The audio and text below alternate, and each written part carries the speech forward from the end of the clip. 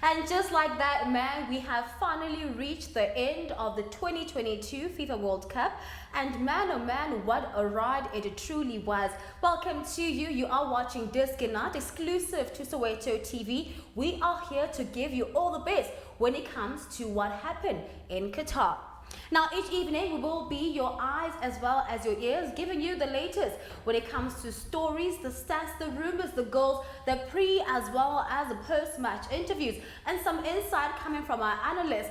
And tonight really is going to be a very special edition because we are truly saying goodbye to the FIFA 2020 World Cup. However, for the next 30 minutes, we are still going to be the place to be this World Cup season. So please do make sure, once again, that you do follow us on the socials. We are at Soweto TV on Twitter, Facebook, as well as on Instagram. And remember, one last time, that hashtag, it is hashtag DN2022 World Cup. We have been live since the beginning of the World Cup, and like I've mentioned, this is our last episode, so we are live coming to you from 6 all the way until 6:30. We are once again exclusive to Soweto TV. Now let's just go straight into our very first story. Lionel Messi and his colleagues left for Argentina with the most coveted prize in the world, and I'm not talking about a woman, I'm talking about the actual trophy, as millions of counterparts awaited their returns and compatriots and a glimpse of the world trophy. This is happening today. Now millions took to the streets in Buenos Aires and across the country to celebrate Argentina's incredible penalty shootout triumph against France in the World Cup final in Qatar. But let me just say that we could never really tell who was going to be the winner until the final whistle. Messi finally capped his record-breaking career with the one title he lacked, coveting a first-half penalty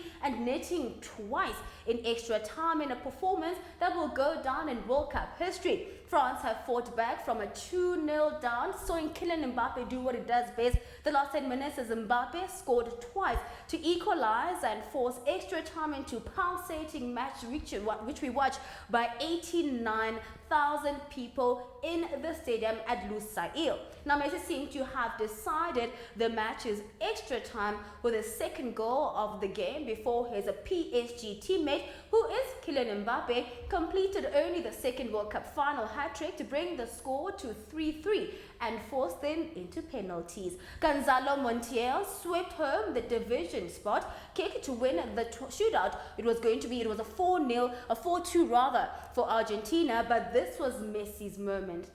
Many people have been saying this, and I believe that everyone in the stadium, or half of the people in the stadium, were chanting Messi, Messi, Messi. And while the players were able to celebrate with an estimated 40,000 fans inside the stadium on Sunday night, there were 45 million back home eager to welcome their heroes on a Monday evening. Now let's have a look at some of the highlights and the match reactions.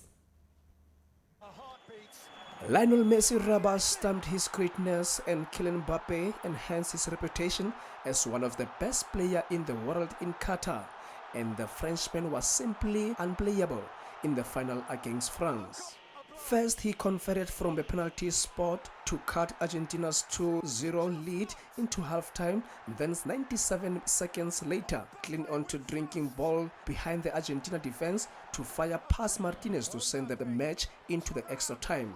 Argentina again thought they had won it in an extra time when Hugo Lloris failed to handle the ball and it fell into the path of Lionel Messi, who fired home, but Mbappe was at it again, coming up with an equalizer from the penalty spots, spending one of the greatest football matches to the dreaded penalty shootout.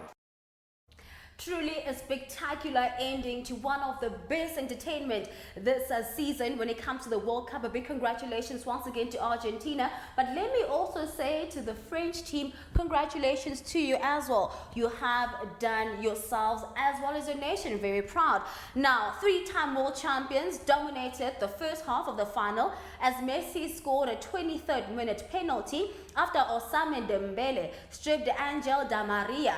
The mercurial Messi was then part of a superb move that led to Di Maria sweeping home Argentina's second goal after just 36 minutes. The defending champions finally got back into the game in the second half as Ronald Kolo Muani was dragged down by Nicolas Otamendi in the penalty area, and Mbappe coveted for the spot with 10 minutes left. A minute later, Mbappe scored a superb volley to bring France up to level, and at that time, you could just feel the electricity in the stadiums and across the world. In extra time, Messi knocked in the rebound when Hugo Lloris paired with Martinez' safe shot in the 108th minute to give Argentina the lead once again. But when Mbappe's shot hit Montiel's outstretched arm, the referee pointed to the penalty spot, and yes indeed, the French forward stroked it home for the first player to score a World Cup hat-trick since England's Geoff Hurst,